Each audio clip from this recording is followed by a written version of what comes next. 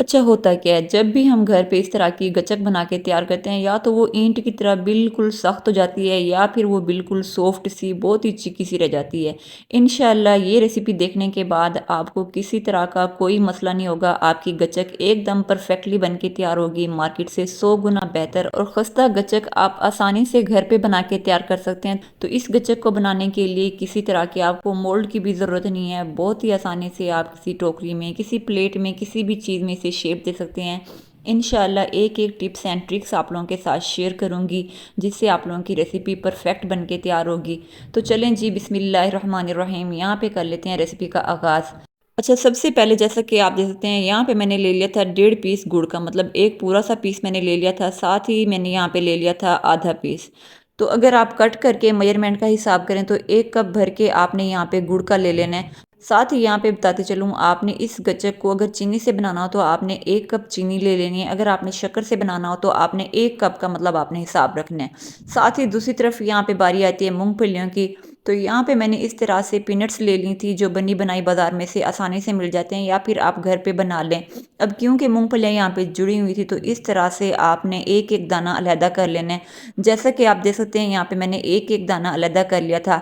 अब यहाँ पे बारी आती है मूंगफली को बहुत ही मज़े का और खस्ता बनाने की। तो आपने क्या कर लेना है, यहाँ पे आपने एक फ्राई पैन ले लेना है, बिल्कुल फ्लेम आपने लो रखनी है, लो फ्लेम पे। अब आपने हल्का सा रोस्ट कर लेना है यहाँ तक कि मूंगफली जो है वो अच्छी सी खस्ता हो जाए। अब आपने जिस भी चीज़ से यहाँ पे बनाना हो, तिल की बना रहे हो या फिर और ड्राई फ्रूट्स मतलब आप बना रहे हो, तो इस तरह से आपने हल्के से रोस्ट कर लेने हैं।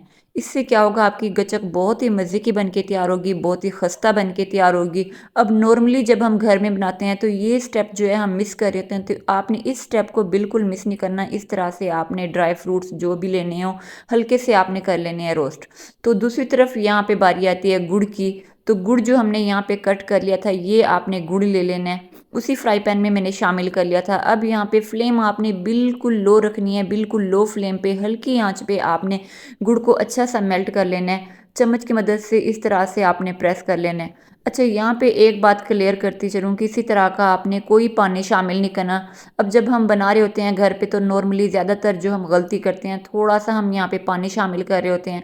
तो पानी आपने बिल्कुल शामिल नहीं करना, बस आपने एक बात का ध्यान रखना है, फ्लेम आपने बिल्कुल लो रखनी है। लो फ्लेम पे आपने बिल्कुल तसल्ली से गुड़ को अच्छा सा मेल्ट कर लेना है।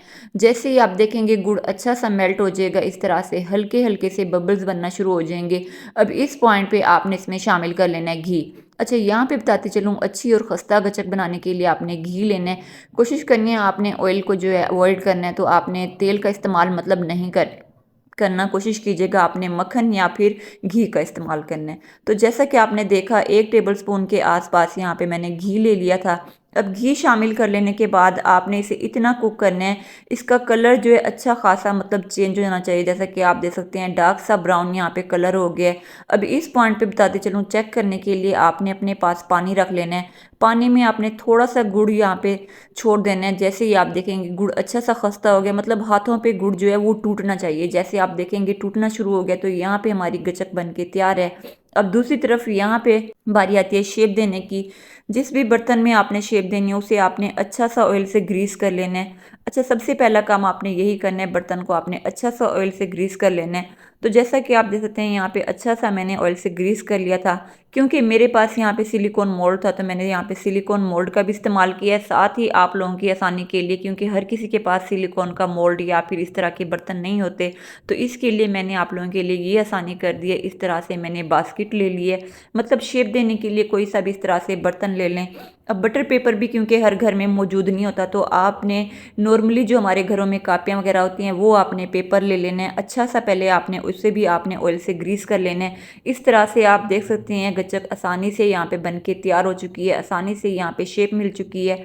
अब क्योंकि इस टाइम सख्त सर्दियों का मौसम है तो मैंने किसी तरह के फ्रिज वगैरह में गच्चक को नहीं रखा। इसी तरह से आपने 1 घंटे के लिए आपने रख लेना है। आप देखेंगे बहुत ही मज़े की, बहुत ही खस्ता गच्चक यहाँ पे बन के तैयार हो जाएगी, मार्केट से 100 गुना बेहतर आप आसानी से घर पे बना के तैयार कर सकते हैं। तो रेसिपी को आपने ज़रूर ट्राई करना है और मुझे फीडबैक देना मत भूलिएगा कि मेरी ये रेसिपी आप लोगों को कैसी लगी। देर किस बात की, खाएं पिएं और मज़े करें। तो मेरे ख्याल से इस मज़ेदार सी रेसिपी के लिए लाइक, सब्सक्राइब एंड शेयर करना तो बनता है। इसी के साथ मुझे दें इजाज़त, अपना ढेर सारा ख्याल रखिएगा और मुझे भी अपनी दुआ में याद रखिएगा। अल्लाह हाफ़िज़।